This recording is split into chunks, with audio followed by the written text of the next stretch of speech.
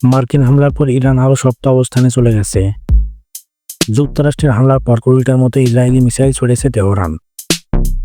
Netanyahu হয়তো মনে করেছিল যুক্তরাষ্ট্রকে দিয়ে ইরানের পরমাণু কেন্দ্রে হামলা করালে ইরান চুপসে যাবে, ভয়ে যুদ্ধবিরতি টানবে। কিন্তু এই হামলার পর যুদ্ধবিরতি তো দূরের কথা, ট্রাম্পকে কঠোর হুঁশিয়ারি দেওয়ার পর ইসরায়েলকে দাঁতভাঙা জবাব দিচ্ছে ইরান। যদিও নেতানিয়াহু যুদ্ধ বন্ধ করার তাগিদ দিয়েছেন, কিন্তু ইরান সেই বিষয়টি আমলে না নিয়ে একের পর এক মিসাইল ছড়ে চলেছে।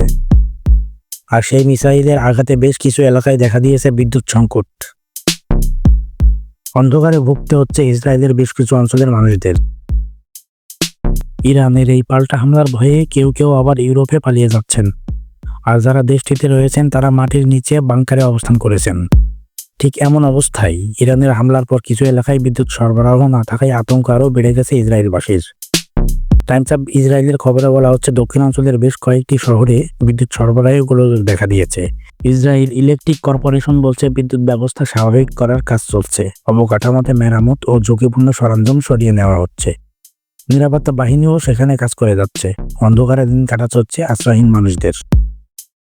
বিসিবির একটি প্রতিবেদনে বলা হয়েছে, ইরানের হামলার সময় প্রায় ৩৫ মিনিট ধরে ইসরায়েলের দক্ষিণাঞ্চলে সাইরেন বেজেছে। ইসরায়েলি এক সম্প্রচার মাধ্যমে বলা হয়েছে, ১৩ জুন হামলা শুরুর পর থেকে আজ সবচেয়ে লম্বা সময় আশ্রয়কেন্দ্রে থাকতে হয়েছে ইসরায়েলিদের। এদিকে ইরানের হামলার ভয়ে মার্কিন ঘাঁটিগুলোতেও বাড়তি সতর্কতা জারি করেছে ডোনাল্ড ট্রাম্প। বন্ধুরা, ভিডিওটি ভালো লাগলে শেয়ার করে দিন এবং এমন ইনফরমেটিভ ভিডিও পেতে চ্যানেলটি সাবস্ক্রাইব করে দিন।